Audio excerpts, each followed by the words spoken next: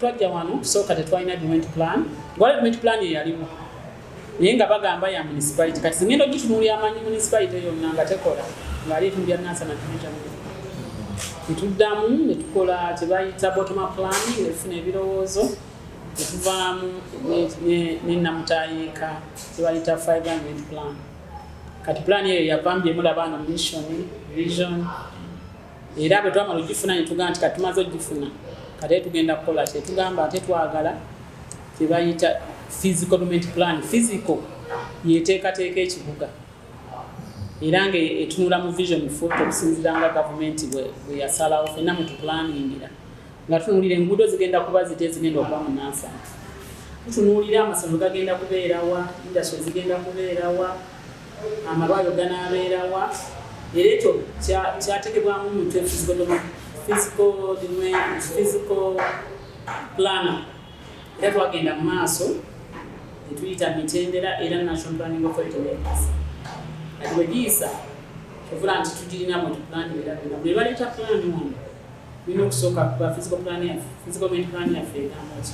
Wera ebyalimu mwalimu okuboninga enguudo. Kati ffe municipality tetukola tetumala buli omu alina kyakola. Kati ffe enguudo ze tukola zigatta kati olaba oluguudo lwa Tom Hedge lugatta Nansana division Wakiso. Kati olaba Kabumbi ge twakamala twakoze Calvert egatta Nansana division tunabwere.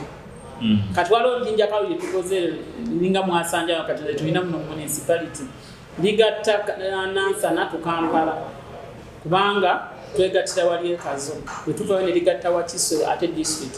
Kati gamakubo ge tukola ki ge tukola naye nga ekitukoza amakubo ago tusooka twagala tugule kye tuyisa accessibility. Kati accessibility bwe twagigulawo ne business zitandika okujja bwe okola tamaka business zijja. Era omulaba yonna bw'otunuulira maganjo gyali nga tetunakola ejjinja kalondi force on account. Kati business ziri emaganjo olaba omusolo oguli mu nabwe. In fact nabwe gye baleeta ate kati esinga ovaamu omusolo. Nti nga yetuguddewo amakubo mangi wadde agamu gammala naye abantu bakoze eki. Abantu bavudde e Kampala balaba bagayaaza bulaga nti ava Bombo. Ndowooza bagenza okuba nga Nansana erimu market erina potential. Kubanga ekitundu kikula bantu ate era n'obukulembeze kikulu. Ebiseera ebyo yali tennalowooza kukola business center naye kati ezimbye mall. Kati badreke Lubega nabo bali muno bazze Nansana n'abala bangi bakyajja. Ate waliwo ne ba ministers bangi abazimbye muno naye tebatubate okwogera. Kati Nansana yo nga bw'ogiraba is about businesses. Mulimu industries bazigaze tegenda ggwanga. Era eyo yeni industry tulina industries ezamu.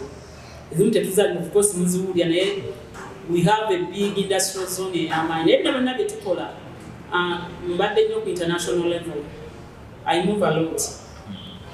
Nti twagendako in South Africa, Cape Town, area management, building smart cities. When South Africa is too big, in Johannesburg, in Pretoria, ebibuga byayo babizimba ku ddembe. Kale tugenda naffe tukomawo ne tuteekamu kola our planning. Naffe tuzimbe smart cities nga ze tulabye eyo. Nti olwozimba ekkuba eddene moto basobola okuyisiŋŋanya ate buli lwolizimba abavubuka basobola okujja ne bakola. In fact nali nkyalengera engineer this time. Ti amakubo ge tugulawo wabeereko stopovers. Bwe batuguddewo nga bwe tukola Eastern Ring wabeera motoka weeyimirira omuvubuka w'omukyala atunda ebintu bye bakola ekibeeyo ne mukirayimbira bakukayo benshi.